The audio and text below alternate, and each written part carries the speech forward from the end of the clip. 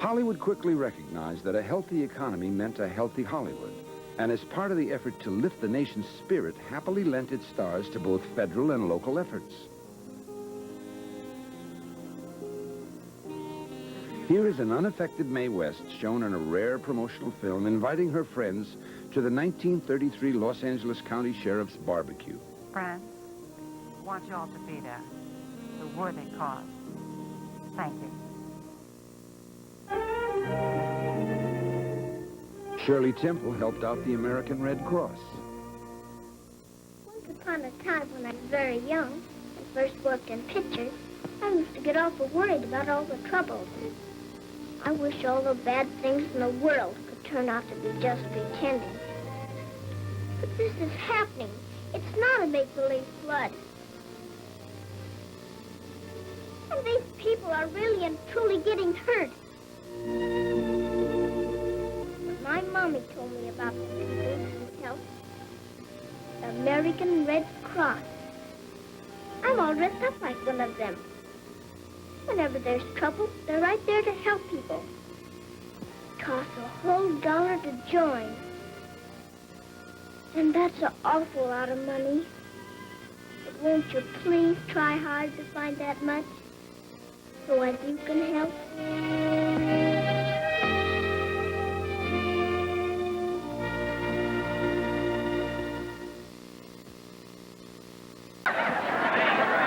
Charlie Chaplin has just arrived with Paulette Goddard, chaperoned by Jackie Cooper.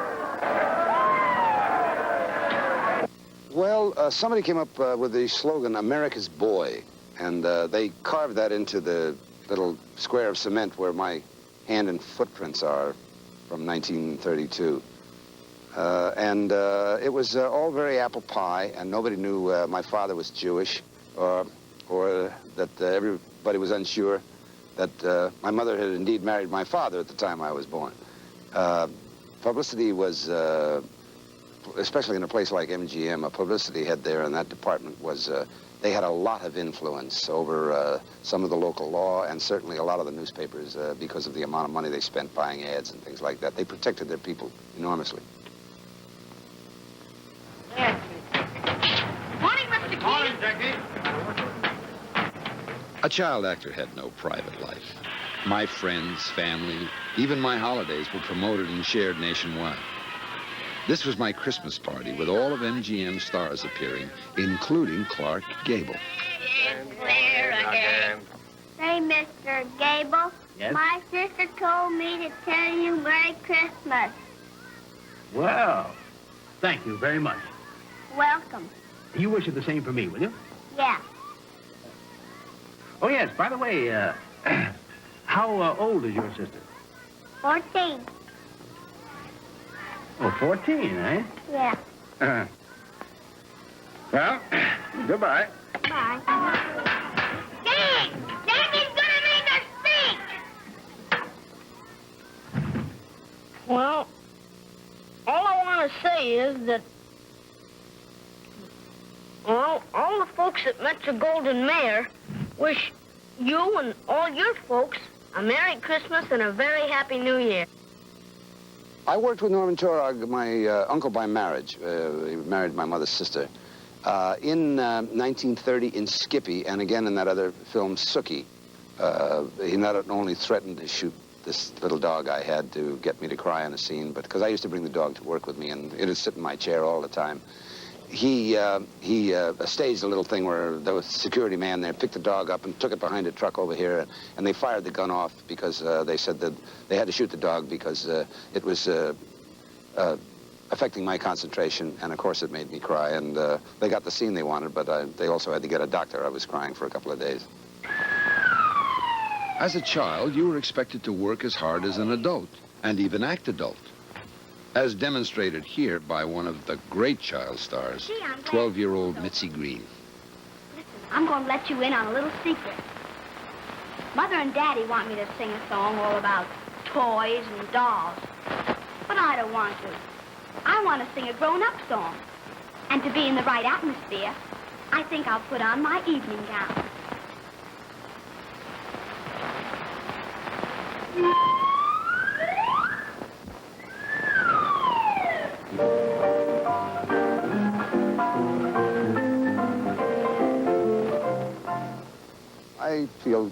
most kids really rather be playing as long as they're avoiding school rather than working. And it's difficult to try and get some child to cry, especially, or to act mean or nasty. They don't want to. They tend to want to be nice, and they certainly don't want to cry. And you're asking them to reach inside themselves for emotions that they're not prepared to reach down for. And you don't want to feel you're going to be the cause of a bad night's sleep for that youngster. During the early 30s, a series of parodies about Hollywood were made starring 3-year-old kids, largely forgettable, except for the series star, Shirley Temple. Contest. You're right.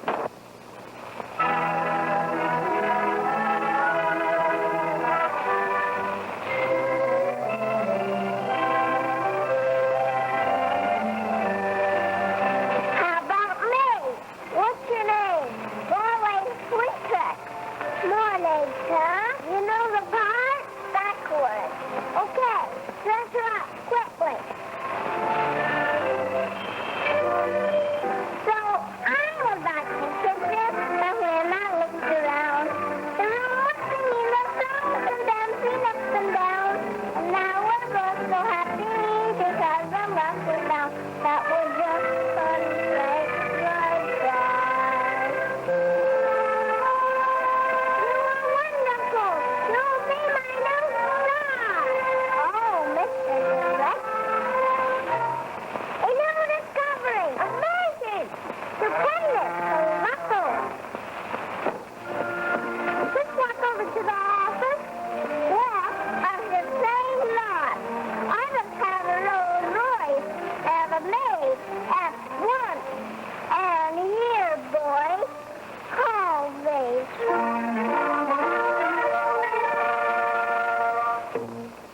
Because you're gone Hollywood. You better wait till the public see a picture for you, oh hard hat. Of all the many days. Boy.